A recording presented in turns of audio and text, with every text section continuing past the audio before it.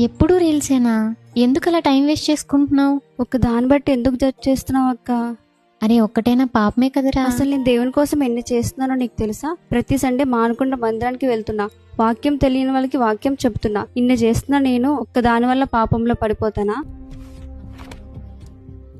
ఏమైంది? మార్క్స్ మేము మిస్ అయింది అక్క. సర్టిఫికేట్ సబ్మిట్ చేయకపోతే జాబ్ పోతుంది. అవునా? అదొక్కటే కదరా, ఏం కాదులే, వెళ్ళిపో. అలా ఎలా అక్క? అన్నీ ఉన్నా ఇన్ని చేస్తున్నా, నేను ఒక్క దాని వల్ల పాపంలో పడిపోతానా? నా ఫైల్లో పెట్టావు చూసావా స్వీటీ?